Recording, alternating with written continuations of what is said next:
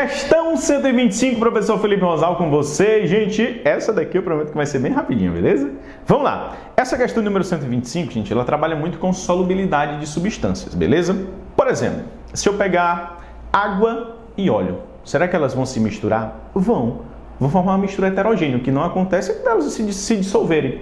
Até porque uma tem características mais polares, que é o caso da água, e o óleo tem uma característica mais apolar. Então, pelo fato deles não serem semelhantes, e lembre-se da máxima, semelhante dissolve semelhante.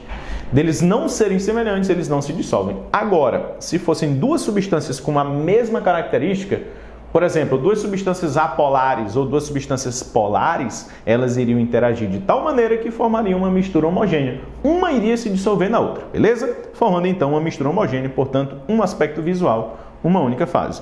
Questão 125 fala o seguinte: em uma prática de laboratório, um professor de química escreveu a seguinte frase no quadro: fase é uma região do espaço em que as características físicas de determinada matéria são uniformes. Feito isso, misturou os seguintes sistemas com vigorosa agitação. 20 ml de benzeno. Gente, lembra, para que uma substância seja solúvel em outra, uma das características é que eles sejam semelhantes. Semelhante dissolve semelhante. Apolar dissolve apolar e polar dissolve polar. Se eu tiver uma apolar com um polar, eles não se dissolvem e formam uma mistura heterogênea, perfeito? E aí eu vou pegar o benzeno. Gente, o benzeno, ele é um hidrocarboneto, né não? Então, se ele é um hidrocarboneto, os hidrocarbonetos têm como característica serem basicamente o quê? Apolares. Então, eu peguei o meu recipiente, olha só, peguei meu recipiente e larguei benzeno. Pronto, coloquei benzeno. Beleza? Que é uma substância polar. Só que aí depois eu coloquei octano. Opa, octano, gente. O octano, ele é um hidrocarboneto do grupo dos alcanos. Se ele continua sendo hidrocarboneto, ele também vai ser apolar. Então, se eu adiciono octano, ótimo, um se dissolve no outro e eu continuo tendo apenas um aspecto visual, porque os dois são solúveis, beleza? Se dissolvem. E aí ele adiciona ainda o tetracloreto de carbono, que é o CCl4. Dica, gente, toda vez que o número de nuvens eletrônicas... Professor, o que é uma nuvem eletrônica? Uma nuvem eletrônica pode ser uma ligação simples, uma ligação dupla, uma ligação tripla, um par de elétrons não ligantes, uma ligação dativa, tudo isso representa apenas uma nuvem eletrônica. Toda vez que o número das nuvens eletrônicas for igual ao número de átomos iguais, a molécula é o quê? Apolar. São quantas nuvens eletrônicas? 1, 2, 3, 4. São quantos átomos iguais ao redor do átomo central? Também são 4. Então, toda vez que o número de nuvens eletrônicas for igual ao número de átomos iguais em torno do átomo central, a molécula vai ser apolar. Então, o CCl4 também é apolar, gente. Também é apolar. Ou seja, eu adicionei 3 substâncias, adicionei 3 substâncias e até agora a mistura continua sendo homogênea, porque são 3 substâncias que são apolares. Se é uma mistura homogênea, só tem um aspecto visual. Só que eu coloco uma pequena quantidade de iodo sólido, beleza? Coloquei iodo sólido. O iodo é o I2, ele é um componente que tem características que são também apolares. Então, o I2, ele é apolar. Beleza? Ele é apolar.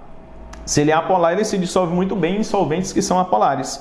E eu adiciono, coloquei o iodo, continuo tendo uma mistura homogênea, tranquilo? Só que eu vou adicionar quem?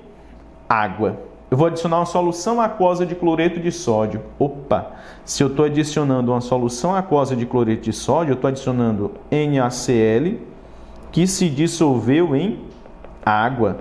Opa, professor, peraí, a água é polar. Se a água é polar, o sal também é polar e está totalmente dissolvido em água, porque ele disse que é uma solução já, né? Só tem um aspecto visual, se ele fala que é solução, porque o sal está totalmente dissolvido em água.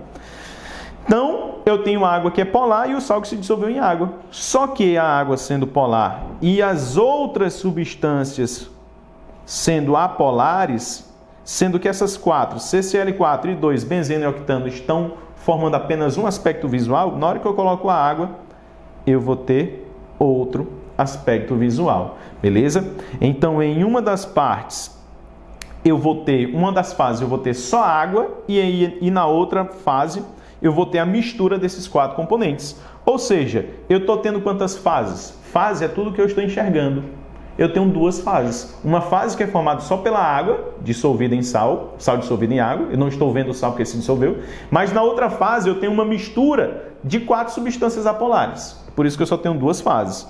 Então, tenho duas fases. São quantos componentes? Componente é tudo que eu estou inserindo. E aí, aqui a gente tem uma pegadinha. Nós temos o benzeno como sendo um componente, o octano como sendo outro componente, o tetracloreto como sendo outro componente, nós temos o iodo sólido como sendo outro componente e tem assim, ó, solução aquosa de cloreto de sódio. Gente, cloreto de sódio é o sal de cozinha, então são 5 componentes. Mentira! Se ele está dizendo que é uma solução aquosa de cloreto de sódio, é porque além do cloreto de sódio também tem água.